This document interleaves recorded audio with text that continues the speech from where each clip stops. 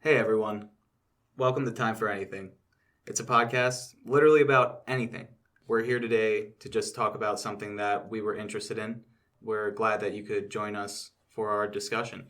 My name's Derek. I'm James. And I'm Phil. Today we're going to be talking about emotional intelligence. So, what do you think of when you hear it? Derek, what do you think of when you hear emotional intelligence?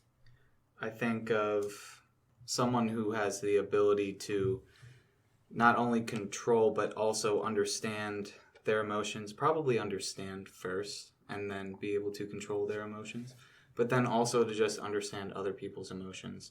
I wouldn't go as far as to say as like you should control other people's emotions. Yeah. I think to add on to that, I would say it's also understanding how your actions affect others, how they are feeling because of what you are doing. Yeah. That can determine whether you do one thing or another, whether you slap somebody or give them a hug, depending on how you understand that they will feel based on your actions. Yeah, like your emotions, how your emotions affect others, and then understanding other people's emotions and then how their emotions affect you. It's kind of like it goes hand in hand.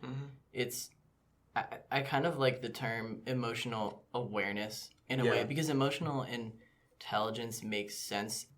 How much do you understand emotion? But when I think of emotional awareness, I think personally I like that term better because it encompasses being aware of your emotion and everyone else's. So if I were just to give a quick Google definition, it's just the capacity to be aware of, control, and express one's emotions and to handle interpersonal relationships judiciously and empathetically. I think that kind of sums it up. That makes sense. Yeah, I definitely agree that emotional awareness is a better word to describe the tool, I guess. But intelligence, I just think it's like a softer word, awareness, because you're not necessarily trying to manipulate the surrounding. You're just trying to like understand it and gain from it the best that you can. Because, okay, maybe you do want to manipulate a surrounding because, I did that article on the classroom with the teacher with, emotional intelligence. And basically in the study, they study classrooms, I think it's like probably like 7 to 9. And they put teachers with like a varying degree of emotional intelligence in the classrooms, and they just obviously observe them, and they have like different kinds of things that they're looking for, kind of like stress tolerance, multitasking, anger management, like things like that. The conclusion of the study was that the higher your emotional intelligence on the index was, the better you were able to control those things. Yeah. And so essentially you could control a classroom too.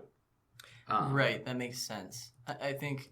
Sorry, I didn't mean to cut you off. No, go ahead. Like, I've seen teachers back, when I was in high school, that they might get flustered or very upset and worked up when the students are acting out. And I get it. I understand it. But yes, having that awareness or having a higher emotional intelligence can help you deal with those things better. Yes. Like, you learn to not take criticism of a 15-year-old kid personally because he's just a 15-year-old kid.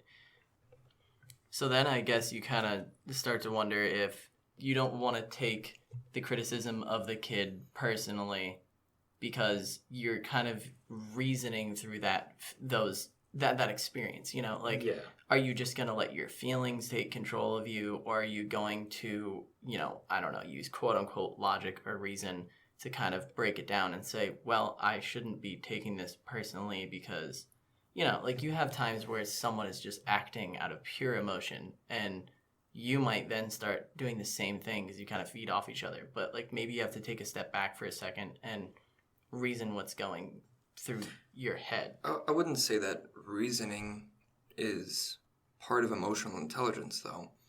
I think that being able to stop yourself from feeding off of somebody else's emotions or how they're acting, that's emotional intelligence. But being able to take a step back and understand that hey, I'm not really acting how I should be, or I'm letting my emotions take control. But the switch over to reasoning, I don't think is necessarily an indicator of emotional intelligence.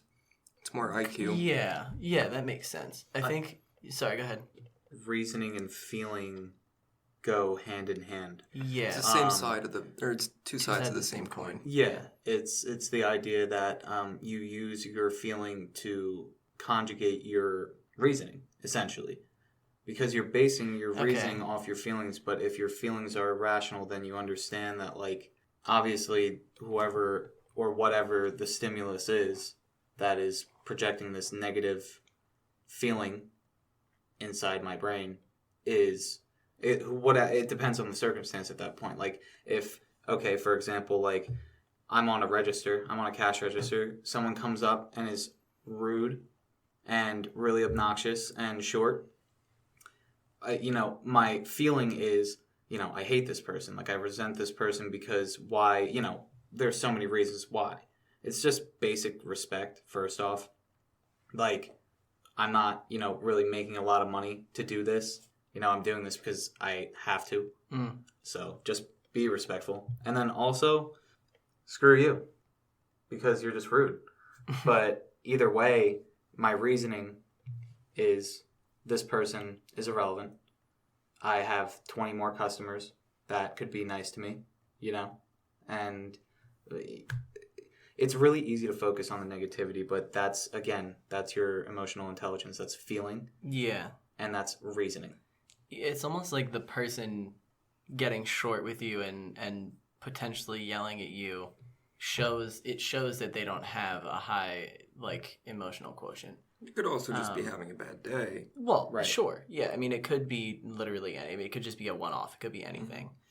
Just, like, if you see somebody acting in a way that it might seem like they don't have a high emotional intelligence, it's not necessarily the case. Correct. I think most people have a good understanding of their emotions and the emotions of people that they care about.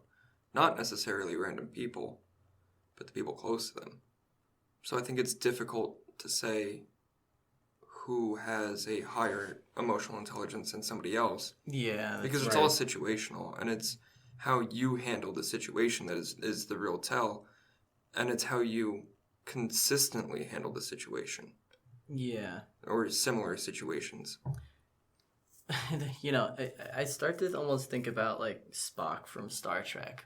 He's all reasoning, no emotion. And, I mean, that's not entirely true. Obviously, he does have moments in the show. In love. Yes, where it shows his quote-unquote human side, even though he's, he that's is all half par human, for the course of the story, too. What's that? That's intentional, Yeah, exactly. Mm-hmm. But then you kind of wonder, is it almost better to just constantly use quote-unquote logic or reasoning instead of letting your emotions get ahead of you? Like, A sometimes stoic would probably say, yeah. Yeah, and I mean, sometimes it's good to just let your emotions do what they do, but, I mean, getting go ahead. Suppressing your emotions continuously for your whole life Could be detrimental. Yes, absolutely. Yeah. But also not suppressing your emotions at certain points can be detrimental. Yeah. So that's where emotional intelligence comes into play, is when should you be listening to your emotions and using them as a resource, and when should you learn to, like, when should you turn them off, and when should you kind of suppress them and use logic and reasoning. I do just want to touch, because we had said it earlier, that they're the same, different sides of the same coin. Yeah. I think that's both reasoning and feeling are key traits to consciousness, whatever that means, to the soul, whatever you want to call it, to being human. If you don't have reasoning, then you're only really half a person. Yeah, you're just kind of like stimulus and response at that Right. point, but maybe I'm wrong. I mean, a more complex version of that concept, yeah. Sure, yeah. And if you're just using reasoning and not feeling, then you're more like a robot and like an AI. Yeah. And I guess the big question, kind of like broad stroking it, is like, what is the good reasoning? Like, what is the, best outcome? And I think that varies by person. I think it depends, one, on the circumstances of your life that you cannot control. They're called externalities.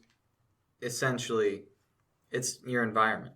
It's like the things that maybe you could control, like right in front of you, but there's such a vast three-dimensional world that you occupy that like you just kind of have to succumb to it. It's a very stoic thought process. Yeah, I think a lot of people forget that like you actually don't have control over like almost anything. Pretty much everything, other than how you react to your emotions. Yeah. And how you interact with other people and the world around you. Yeah. You have authority over yourself and virtually nothing else.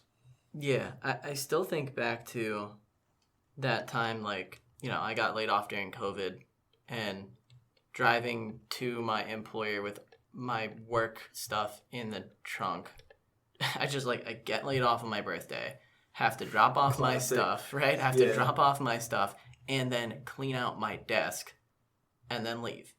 And that's it. It's just over and done. Yeah. And on my way there and on my way back, what am I going to do? Like, am I just going to panic? Like, am I going to freak out? Why? I can't help that this happened. It just happened. I might as well just almost... It's almost like... So you're saying that you're feeling first, then reasoning second? Well, yeah, I guess so. It's like the initial feeling hits, right? It's like... And that's unavoidable. Yeah, right. I almost just imagine stoicism or like emotional intelligence to a degree, in a sense where it's like you're almost just jumping to acceptance in the 5 stages of grief, right? I could have I could have went through all the phases, and maybe I did, but in just like a minute instead of But if you like just 2 you days. just check them off real quick, because you're like, I know this, and I know that I shouldn't freak out. Just jump to accepting it. Yeah. That's a good application of emotional intelligence. A breakup. Because everyone says, right, the 5 stages of a breakup. And to an extent, it's true. Yeah. But not to get too TMI, but obviously I've been recently broken up with. Yeah. So, how I handled it, like little story time. Essentially, you were with me the day of. Yeah, we I went think for you came the walk. Yeah. And I was like pretty good. I was like, I didn't cry, like I was like definitely upset and like kind of hurt in a very like existential way, along with like just kind of heartbreak.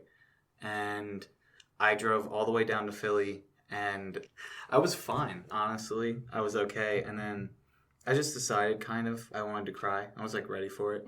So I told my friend, I'm gonna put on a sad song now. I'm gonna cry. It was like, all right, man, just do what you gotta do. And so I did, and it felt really good. When the song was over, I just stopped crying. It was like all I needed, really. And you just kind of needed to go through, like, just ride that wave of feeling and just let the feelings happen. Let yourself cry. Yeah, just let yourself cry. Like, that's a perfect example of sometimes it's just okay to just feel. Yeah. You know what I mean? If you're constantly telling, I shouldn't cry, I'm okay, everything's going to be okay, just let it out for a minute, you know? Yeah, I think the breakup, really good example. Losing your job, great example also. Yeah. With different emotions, With the breakup, you feel upset and you kind of have to let the emotions out at that point. Yeah. Because they just, they're in there. But with losing your job, rather than panicking, you took a step back and thought logically and said, it's going to be okay. Yeah, they're almost like polar opposites. Yeah. You didn't have the emotions that just had to come out. Like, you didn't have to panic. Because you're able to say, okay, let's not panic. Right. And it's better to suppress that panic feeling rather than suppressing your sadness about a breakup. Correct. I think I would agree. It's not picking both. It's not taking, everything along with you, putting all your eggs in a basket. Either I'm like sad or I'm not. It's about like allowing yourself to be reasonably sad. And that's like understanding yourself more than anything. That whole bit about me is just how I handle it. And I talked a lot with like coworkers about like coping mechanisms and how that definitely kind of parlays into emotional intelligence as well. Because you have to have tools to, execute your emotional intelligence. You can't just like expect to just be this like knowledge base that like doesn't do anything but just knows. Yeah. Like you have to put it forth in your mind, but maybe in body too. Yeah, like there are a couple of methods, like, I mean, we can touch on that later, but Let's just skip ahead to it and come back. sure, yeah. I mean, like, some people talk about like sifting. It's like a little method people use for being mindful of your emotion in the current state. So the first one's sensation, so you're just kind of getting it, like sifting. Sift stands for sensation, images, feelings, thoughts. So you're kind of thinking about like, what am I feeling physically? What am I picturing in my head? What am I feeling emotionally? What are my thoughts? And it's kind of this, we kind of compared it to grounding when we were sort of discussing this the other day, and I know they're not synonymous. No. It's like just this kind of idea of, well, let me just be really mindful of how I'm feeling currently. And that's maybe a tool that you were just kind of saying that you use to have higher emotional intelligence. Like Right. I sort of had to do this when I'm in the car on the way to, drop off my stuff. I'm sitting there like, okay, just breathe. Like Yeah. you're driving, focus on the road. How are you feeling right now? Everything's okay. Just kind of break it down and just realize that everything's going to be all right. Something that we haven't really talked about yet, another tool for emotional intelligence is meditation. I could see how that specifically- ties in well. Yeah, specifically mindfulness meditation I think is useful. Yeah. But just general meditation, I mean, when you're sitting alone with yourself for, let's just say 30 minutes, 15 minutes, and you're trying to meditate, and for some reason something's on your mind, you just got broken up with, so that just keeps popping into your head, and it's interrupting your meditation.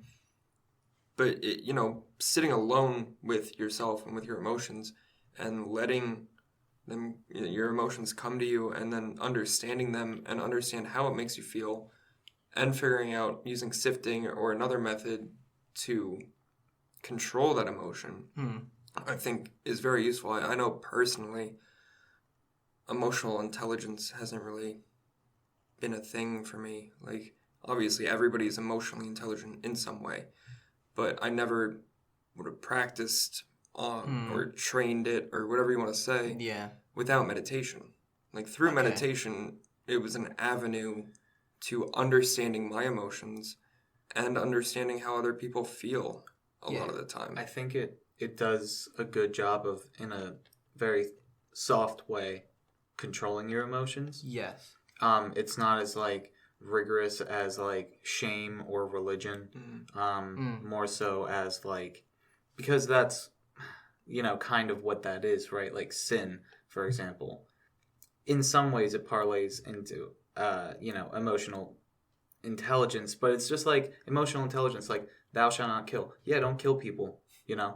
Well, because Because yeah, like, That's clearly- also logic. Well, I think It's that's where both. it's both, you know? Yeah. Because how would you feel how would I feel if somebody was going to kill me? Right. Yeah. Right? I wouldn't feel too good, so why would I kill somebody else? Well, so then you get into empathy, right? Because you're starting to be very mindful of how other people are feeling. Right. Right. Like, do you mean, do you have something to add to that quick? Like, Well, I was just thinking on Derek's point about religion and on your point about empathy, the golden rule. oh yeah, what is it like? Do unto others Do unto as you would others have as- done unto yeah, yourself, or something yeah, like that. Or Yeah. as you would have done unto you. Yeah, Yeah. something like that. Our elementary school principal used to Yep. preach the same thing. She would Yeah. say, it's burned into my head. It was Treat also- others how you want to be treated. Yes. If you sit there and think about it, do you want to be treated like crap all the time? No. No. As a child, through both religious schooling, CCD, church, like a Sunday school type Okay. thing, through that and through the elementary school, they really ingrained that idea of the golden rule and like empathy. They were teaching children empathy through this concept of don't push somebody around because you wouldn't want to be pushed around. Yeah. Don't steal their pencil because you wouldn't want them to steal your pencil.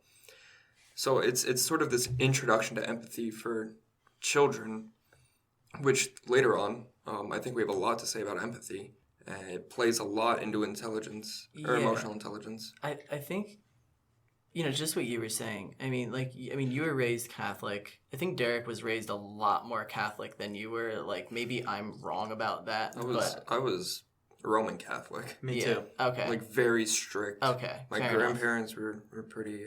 Yeah, and then So I We was would go like, to church a lot. Yeah. yeah, and I was like Christian, like Lutheran Christian, and religious background did so much. Like it really made me understand that I should be focused on how other people are feeling and how I'm going to affect them based on what I'm saying. This is a little bit off topic here, but like what I'm about to say. Sure. Religion is actually a very useful thing for children to be a part of Yes. because it's this introduction to philosophy. It is. You know, it's an easily packaged philosophy that you can hand somebody and they can either one, accept it wholeheartedly without question, or two, read it and say, oh, well, let's slow down here. Like, I want to learn about this and let's talk about these concepts that are presented, like empathy and whatever else. Jesus it's a bit was off topic, very but- emotionally intelligent. As the story goes, the dude Well, had Remember the time he was really young and threw a temper tantrum But- and totally trashed that one temple. But remember however, the that's time when he you was were really young Yes, and you exactly. threw a temper exactly. But that's the Exactly. point of But the as story he is got that older, he yes. was human, but Yes. he was godly as well because Yeah. he was, was he was enlightened born in a a way. sinner just like us. Everyone Yeah. had the original sin according to the Catholic Church. But you're so So- right about that. I don't think I've ever heard anyone say that. Like Jesus was very Oh, emotionally I intelligent. love Jesus. See, people mistake me because they think I'm really anti-religion. The truth is, I'm obsessed with religion. I dive so deep into that stuff. I visited, different alternative religions. People call them cults. I don't really like that word. I think it kind of treads on the integrity of the good ones. Yeah. Because there are good ones. Yeah. You can disagree and you should disagree with a lot of their stances. Hmm. But, back to emotional intelligence and Jesus, not a lot of people say that. Yeah, that's such a good point. Like he had such a good job of just being aware of how other people felt, how he was gonna affect others. Like that was his thing. Was like just love everyone. Like why Yeah. is it so hard to just be good to people? I Lepers, don't get it. Mary Magdalene, she was a prostitute, and he befriended her and, just showed her kindness Yeah. and didn't try to sexually assault her. Yeah. And, just was a good guy. It's just really funny. It's funny that people just don't consider the basic foundation of Yeah. what Jesus was. Well,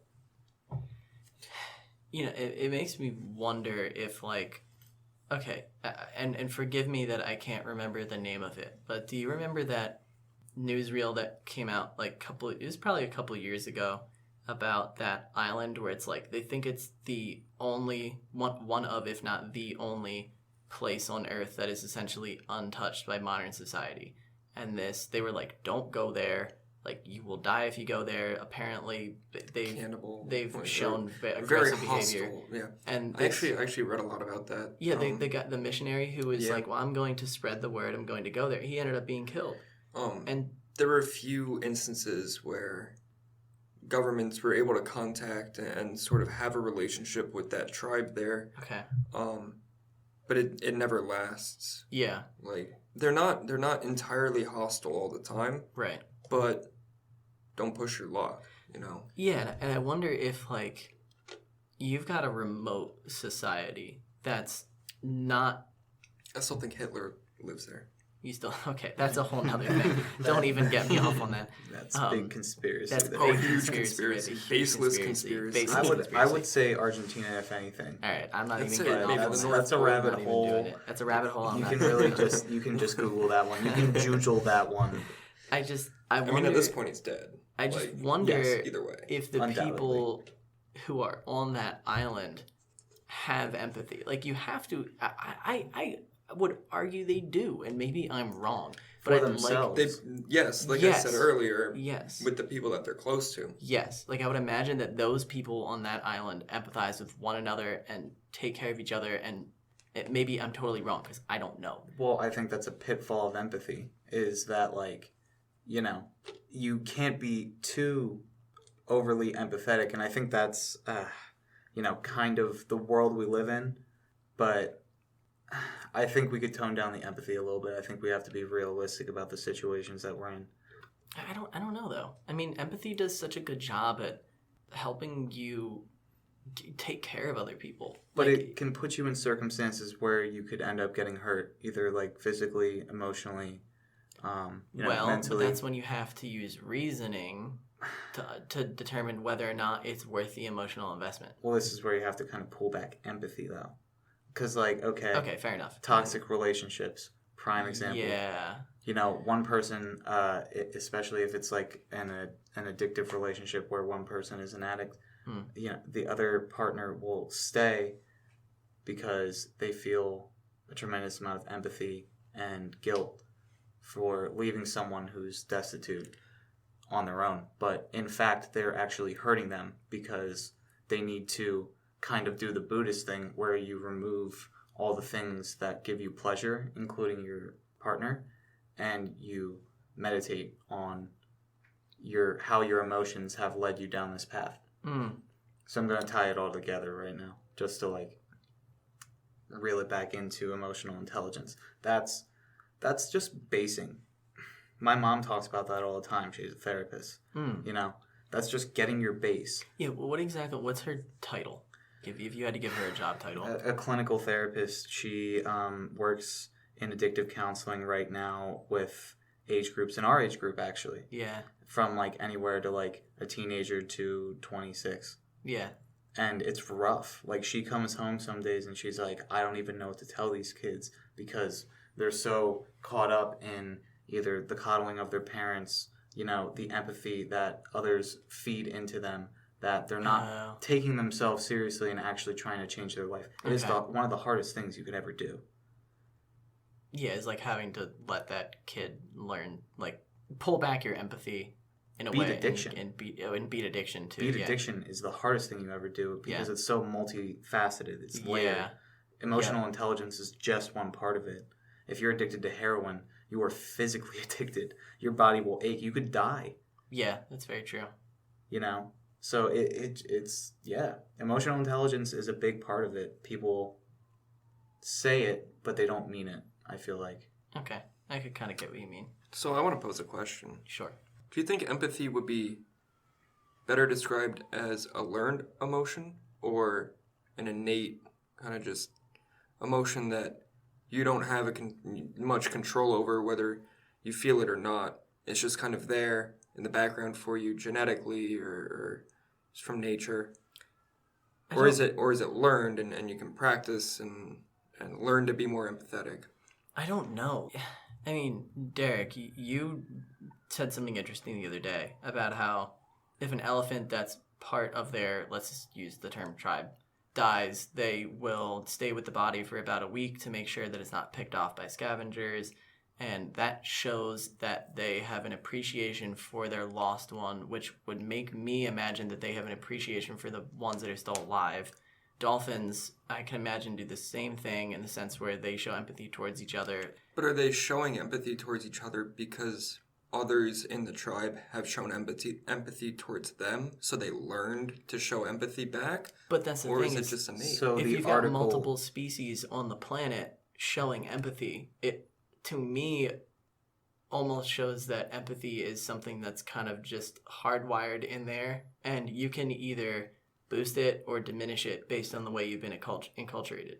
So, yes, you're absolutely right. You can control it, and you just have to kind of possess it first. Like, you have to realize what you have and then do with that what you will.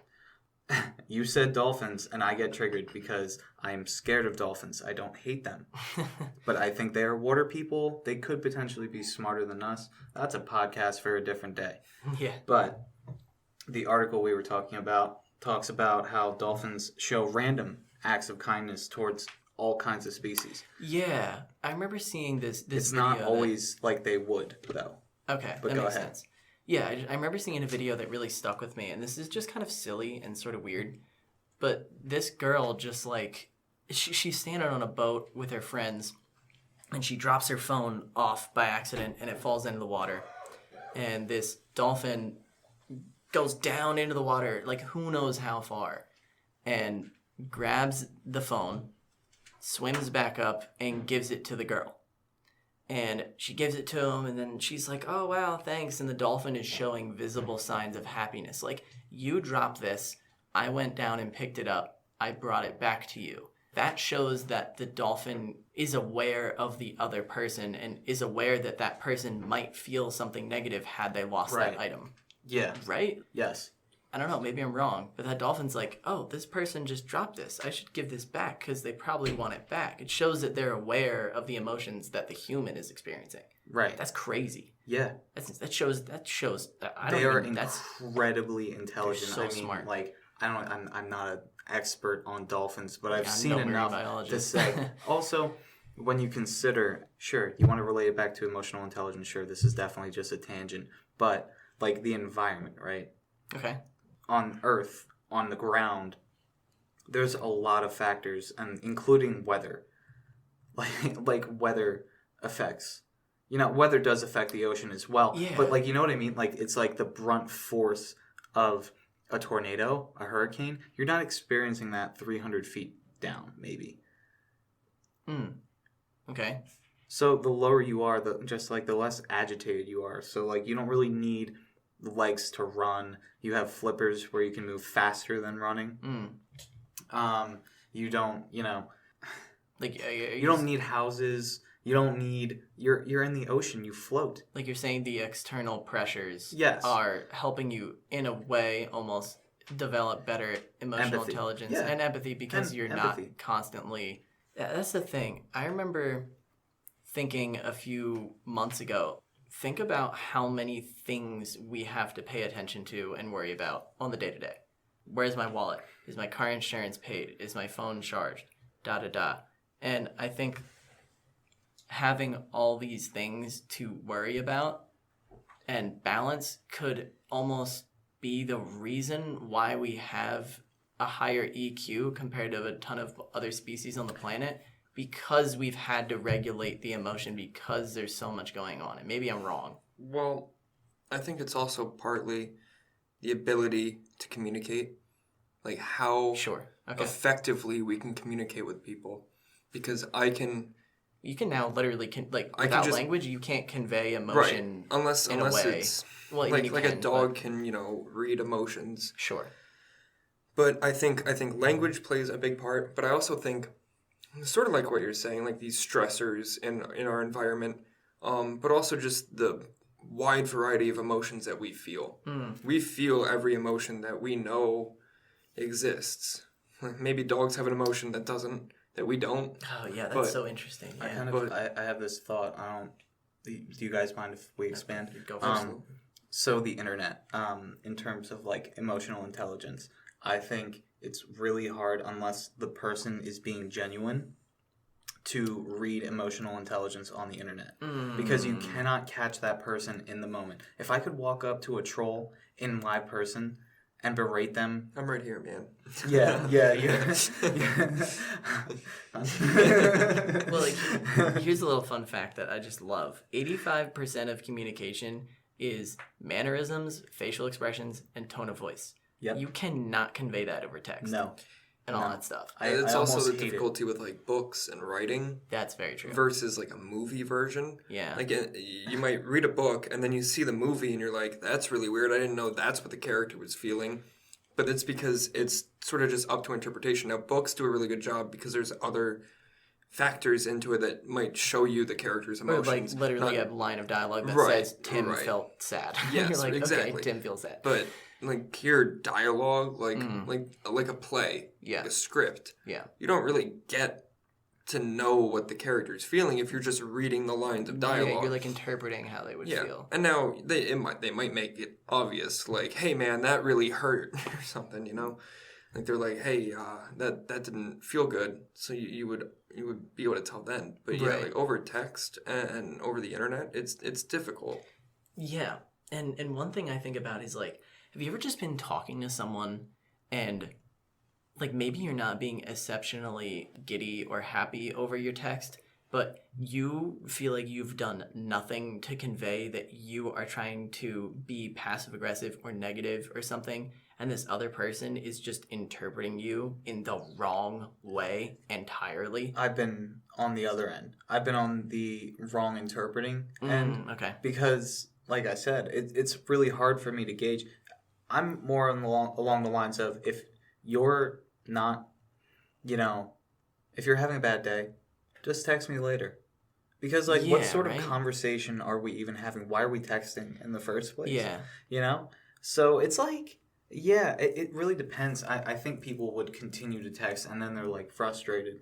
They're saying exactly what you said, how am I supposed to respond to this? Yeah. Or me. And it almost makes me wonder if okay, and again, James, exactly what you said earlier. Just because someone is not controlling their emotions in the present moment does not mean that they are not emotionally intelligent. But I've definitely had times where I'm texting someone and they are misreading everything. And I wish they would just look at it, take a step back for a second and be like, wait, can I just go back and read the last 6 messages and just wonder if there's an entirely different way that I could interpret what they're trying to convey? Right. Right. Why don't people do that more often? And also, I don't think you one word people. I Yeah. don't think you're that short. no, You're to the point, right. but That's the thing is I use a lot of periods in a lot of what I'm texting because I just well, try to you be write grammatically correct. Yes. And then so people are like, oh, why is he being so short and stern? It's like, no, I'm just I texting. can't stand it too. I see run-on sentences in my text. I'm like, no, put a comma. I'll at least make it a terrible fragmented sentence. Yeah. Sorry to my English teachers in high school, but Yeah, I don't think text should be grammatically correct all the time. They don't have to be. Well, but I think that does play into the interpretation of it. definitely. And yeah. I think people need to. Yeah. Okay. So I'm kind of going down a rabbit hole, but I think people should be more inclined to resolving issues and communicating in person and or over the phone, talking Rather than sending a screen of text it's back and forth with no emotion behind it. Yeah, and you could spend an hour trying to talk about something that if you just called someone, you could resolve in That's what 6 emojis minutes. are for, right? Yeah, that's very true. It's part of our I've language started now. using a lot more emojis because I'm like, this is actually just, why have I ever hated on this? If I want to look happy or I want to seem like I'm laughing or something, It's just an put easy emoji. way to just kind of they're satiate literally it. emojis. Even if you don't like it, you're satiating another person just by sending it. I use the text emojis, the colon Yeah, parenthesis that's for funny. happy face. Yeah. Because there's so many emojis that I'm not gonna sit there for 10 minutes saying, which emoji do I want to put Which on the emoji end am- of this? I'm emoji just do gonna I put I a like happy colon face for and me, send it. the cat one. Yeah, the little, Yeah. little smiley. Meow. Yeah. But yeah, I don't know. I think having a higher EQ can help with these sorts of things. Just having a high EQ does wonders for general communication. I mean, I know some people, I'm not going to list any names, that it is almost impossible to just have a conversation with them because they just get fired up or they get so short, and then they make you feel that way, and then that's where you have to think of your emotional intelligence and be mindful of how you're feeling and be like, well, this person is very aggravated and getting very upset over what I think to be nothing. Right. I'm not gonna let that person affect me right now. You said it perfectly. I mean, that's. But you also have to say, especially if you care about the person, you have to say, well, they're obviously upset. Yes. Right. Why? Right. What Exactly. happened? Why? And was it me? Was it just their low Sure. intelligence or emotional intelligence? Yeah. Low intelligence. But low EQ. They're yeah. dumb. Yeah. Yeah. Yeah. So I agree that you shouldn't let somebody else's anger get you angry. Right. But you should also be empathetic and For sure. and Right. work to say, hey, let's take a step back and figure out what's happening right now. Yeah. I think Don't make it so that you have no boundaries, but don't build walls. Have a nice you gotta fence. have that middle ground. Have a 5-foot fence. Yeah. If you're coming over that fence, you're crossing a boundary. And that's kind of emotional intelligence to me. Is that I have these boundaries in place because, I have to protect my emotions at the end of the day and, like, my reasoning and my well-being. Yeah. So I'm going to give you this much wiggle room until you've reached my fence. Like, yeah, reach your threshold. Yeah. maybe I let you over, and like you get to know me more, like my close friends. Like you have a gate at the same time. Yeah. Where you can let people in and you can share and trust them and confide. Typically, it's friends. Over time, I'd say a partner. But don't give yourself up. I definitely have made that mistake in my past. Like, just to lay it all out there. Yeah. There's, nothing left to me. Well, This that reminds me of Pink Floyd's The Wall. Yeah. It's, That's what it yeah. was inspired by. Yeah. I'm glad you thought of that. Great album. amazing album, great movie. If you listen to the album and you say, I don't really understand the message here, you go and watch the movie and it's just laid out for you. You still hear the music, but you can visually see, and it's a ride. You can watch the live performance also on that's Amazon. great. That's even better. If you want to watch that later, honestly, it's fantastic. I've seen it like 6 times. that's something I have to check out at some point. Yeah. I'll buy it. Yeah, that album has a lot of emotion in it, and That's the point of it. Like, yes. It's him Building building a a wall. Yeah. And then at the end, he's like, shit, Tearing it I down. built a wall. Like, I shouldn't have built a wall. And Yeah. there's a hole there, and somebody gets in, and he's like, well, this was all for nothing. I should have never built the wall in the first That makes place. sense. Yeah, Derek, have you ever just? I know you have, but like you're talking to someone, and you're like, control yourself. Like, the stereotypical scene when someone grabs them by the shoulders, shakes them, smacks them in the face, and you're like, control yourself. Yeah. It's like you're in control of yourself. Like, what you can't. That's the thing is. I think there's such a demand to be in control that people, like, it's a weird paradox to me, at least, because when I have told people to, like, relax or compose yourself, like, take some time to just get yourself together, Yes. Yeah. it typically gets worse. Okay.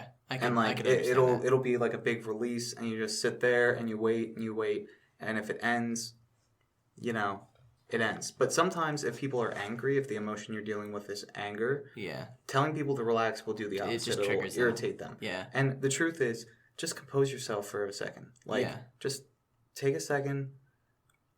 Like, why do you have to impose your anger upon me? Because it makes you feel good in the short term? Or do you just leave angry?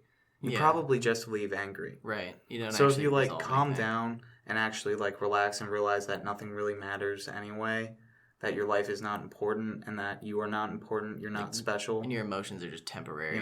frick you. Yeah, everything's gonna It's be like, fine. relax. Yeah. You'll get whatever Yeah. you want. I have a family member that like I have to be very mindful of the fact that I can't help the way I feel when I'm talking to that person, but I can help the way that I control my feelings when I'm talking to them. Like I want to get very short with them or I want to react impulsively, and then I have to remember, well, this person, based on my interpretation, isn't handling their emotions the way that they quote unquote should be right now. So I'm not going to let that affect me. I have to control my response. My initial response, my initial feeling is react, yell back, be responsive or something. But then you just kind of have to curb those feelings in a sense and go, oh, well, what if I just don't do that? Because the more I escalate myself, the more I escalate the situation. I have a relatable point. It's more internal without well, never mind. We all play video games. Yeah. Competitive video games. Let's say, just for example, because this happened the other day, and it's happened to me before. Brawlhalla. You guys know Brawlhalla? Yep. Platform fighter game. Play competitively. When I first started playing, I get pretty angry sometimes. I hit a light attack and it looks like it hit on my screen, but the person got away and killed me. And I got mad because I'm like, well, I should have hit them. This should have Oh happened. boy, I can't tell you how many times when we were like 14, I've seen Derek chuck a controller. Yeah, across the room. throwing It controllers. carries on. That still, feels so good. sort of. Throwing controllers feels so good. So the other day, I'm sitting there and I'm playing competitive, right? It's the last day of the season. I'm trying to get plat. Didn't get it. I'm bad. I'm pushing for plat, and same thing's happening. I'm hitting attacks that on my screen should be hitting. I'm timing it correctly. I'm doing everything that I should be doing, but nothing's working. And I can feel inside of you. Oh, you know, you this can kind of feel like that anger like just- Yeah, it twists your stomach. like, you know, it twists your torso. and I wanted so much just punch the wall next to me. I knew it would feel so good if I did it, Yeah. but I You would would do it. regret You it would regret right it. after. Actually, my And I- roommate did punch a wall and put a hole in the wall Yeah. over a video game at our first house, and he never fixed it. Well, But so, You know who so my you are. point is, like playing a competitive video game and losing, and getting angry about it. If you just sit there for 30 seconds Oh, yeah. and remember that it's a video game, it's fake points on online, you know, and there's other games that you will win. It's You for don't fun. win You're not every a pro. time. You're not a pro. Right. You don't have to stress like that. Yeah, exactly. Yeah. Let it go. So as a child, it's very easy to get angry at a video game, throw a controller, punch a wall, whatever. And as an adult, if you continue to do that, it's detrimental because it carries over into other aspects of your life, like interacting with your family. Oh yeah, or like something happens at work where someone just gets you really angry Yeah, and and you you're get not used to controlling it Right. and you immediately just respond. Because that's what you're used to doing. Yeah. Because you respond all the time to your anger. You just respond to it and something Yeah, happens. Yeah. it's difficult at work. I just depending saw on the this job. video of this kid who like is sitting there. It was like on YouTube or something. He's sitting there with his phone and he's playing a game. The kid's like 6, and I don't know, fails the game he's playing, gets really mad, throws his phone on the ground, and then he goes and he like picks it up and then he looks at it and he just sits there for a second like, what did I It's just that do? regret. Like, why did I do that? Yeah, He let his emotions just take control in that moment and smashed his phone. And you know what? Now he can't play games on his phone anymore because his phone's broken. But Yeah. you know, it's mistakes like that make you Mm, mature and okay. grow and realize Okay. because let's just say you never felt regret before, right? Then you will never have the expectation to feel regret after doing something. If I smash my phone and I regret it, well, now I know what regret is. I know that after I did this action, after thinking or reacting without thinking, I smashed my phone, feel regret. Maybe next time I go to do something, I will think about, well, will I regret this afterwards? But if you never experience regret, you're never gonna, think through your actions. Yeah, you're never going to have that kind of like second guess sort of thing. So, James, how do you think, I guess, in our, U.S. society, how do you think emotional intelligence is, like, taught? And to what extent do we kind of use it in our society right now? I sort of said earlier that, through religion and, depending on your schooling, but hopefully through schooling at a young age, you're taught empathy. I think that's a really good stepping stone into emotional intelligence, like teaching emotional intelligence. It's difficult to just come out and teach children, hey, don't act on your feelings all the time. They won't understand what you're even talking about, but by expressing what empathy is and showing them, hey, you should be empathetic, I think that's a really good avenue into that child becoming emotionally intelligent and being empathetic. Okay. So, Phil, I want to hear your answer, but just a follow-up question. Who are the teachers for emotional intelligence in an individual's life? I think that varies depending on the individual. Personally for me, like I said before, Sunday school, learning about the Like golden parents. rule and definitely parents. Definitely parents. Any teachers you can think of? Obviously, we shouldn't name them, but do teachers come to mind? I remember so. in Coaches. the Weil Hills school, the elementary school, they pushed the golden rule all the time. Okay. It's either 3rd grade, maybe 4th, Yeah. maybe 2nd, if I can even actually physically remember 2nd grade. Yeah, I can't remember any teachers off the top of my head, but I'm sure there was someone in there who was like, hey, react differently. Or It kind do of this differently. occupies your subconscious in a way. You don't remember it, but it is an experience that you had and your brain learned. Yeah. So Yeah, I get it it. So it's in there occupies somewhere. like the back of your mind. Yeah. Or maybe the subconscious. I don't really know. I can't wrap my head around why. Well, no, I understand because no one cares. But if people did care, there definitely should be a class in school on emotional intelligence. They should And, also like teach like- philosophy in school. Oh, and they should do totally. a lot of stuff Yeah. in school that they don't. But, But like, I agree. Yeah. Imagine In teaching. psychology. Imagine teaching emotional That'd intelligence. be a good place. in psychology, like yeah. a psychology class about. Yeah. And I think we learned it in your senior year, my junior year. Yeah. I think In we psych. we definitely talked about emotional intelligence in psych. It should really just be taught multiple times. Yeah. Like I think you almost have to do like something in elementary school when you kind of teach kids about it. Obviously at an elementary level, and then you get to like I don't know 7th grade, and you kind of go back over it again. You can also say that about a lot of different topics. And Yeah, I that's think very that, true. yes, emotional intelligence is probably among one of the most important topics I that was you can going do to it say, with. like, Yeah. what's the why? Well, the why is because it works. Yeah. It's just undisputed that, like, unless you're manipulating your emotional intelligence for a negative outcome, because there are just, like, evil people like that out there who do understand emotions and manipulate them to achieve their selfish wants. So it's also having the moral compass, which maybe philosophy could teach, but But so can religion. you would have Fair. to restructure and refinance the public Yes. educational system Yeah, you would. to be able to afford these kind of things, and you would have to save humanities, because right now we're driving towards like logic-based stuff. Like they got rid of woodshop. They got rid of woodshop. Like do It's a something with your creative hands. and Get off the expressive, computer for a yeah. second. Yeah, that There's sounds- nothing yeah. wrong with that. And Woodshop was great.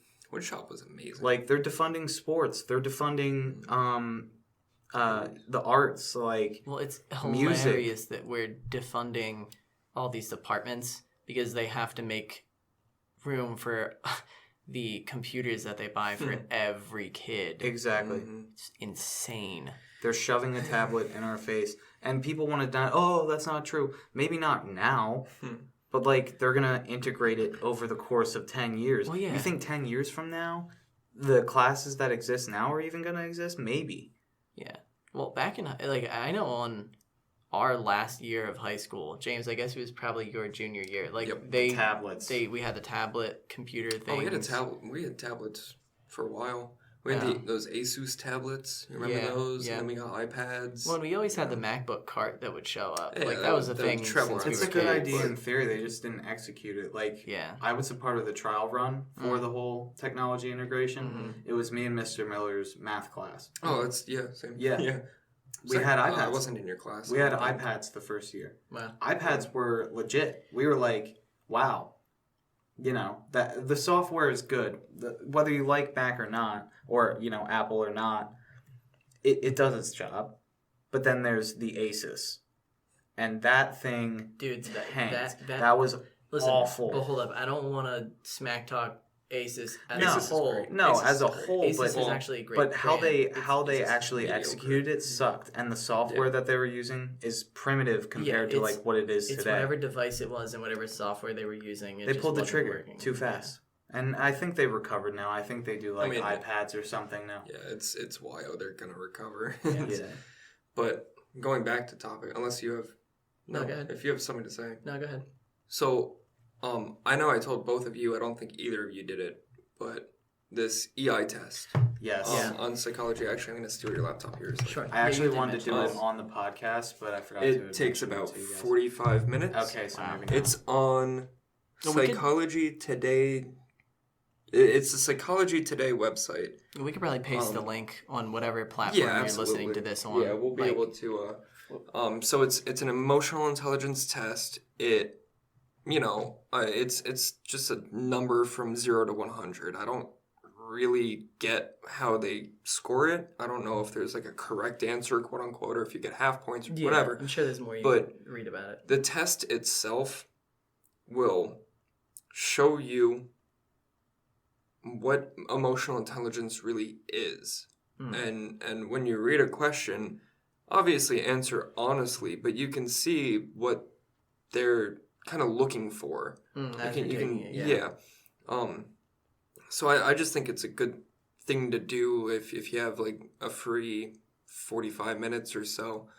It'll kind of expose you to scenarios in which emotional intelligence will come into play. Okay, that's a good way to explain that. Yeah. Even I definitely recommend going to do that. I think that we should do that just to see where we're at. Yeah. But even easier, just like throughout the next week, just pay attention to your emotions. Absolutely. We talked about emotional awareness at the very beginning Yeah, mindfulness. of this podcast. Yeah. Just don't even feel like you have to kind of dive into it. Just be aware of its presence, and then even take it a step further, be aware of how it drives your actions, like what you say to people, what you do, both like by yourself and around others. Yeah. And just kind of like wonder to yourself, am I doing the right thing for myself? Am I living a happy life, or am I making it miserable for myself? Are you making it miserable for others? Yeah, because I thought about it for a second, and it just kind of came back, and I know we want to wrap this up, but like, the idea that like a lot of the drama in your life is merely because of your perspective Wow. Yeah. can be like incredibly alleviating if you choose to relinquish it, but a lot of people hang on to it because it's how they identify as well. Yeah. They attach it to their identity with like a tack. Yeah. And I think that recognizing how your emotions have played a role in a lot of the things that bring you down in life, and choosing to release yourself from that torment is pretty good and healing. So I recommend that. Phil, any last words? Yeah, no, I mean, you did a good job at summing that up. Like, anything you do for the next couple days, just be mindful. Just think about how you're feeling. Sift. Sift. Practice sifting. Like, practice the feeling about, like, your sensation. Like, can you feel your feet on the ground? And images, what do you see in your mind's eye? What are you picturing? And think about how you're feeling. Maybe give yourself some emotion where it's like, oh, I feel angry, I feel sad, I feel confused. And I feel happy. I feel happy, maybe. You gotta throw that positive. Gotta throw that positive in there. Yeah, but and your thoughts, like, just try that sifting mechanism, and you can just Google that. Just Google like sifting regarding emotional intelligence or emotional awareness or anything. Or even grounding. If you have a problem with anxiety or you ever feel anxious, grounding is good. That's going to be a whole different episode, I think. Yeah, we can maybe do one on grounding if you guys are interested Well, in that. I was thinking more anxiety. Oh, anxiety, yeah. Because I think that also plays into emotional intelligence. It's something that we didn't talk about at all here. Yes, but that's something we can elaborate more on later. Yeah, I think that'll be good.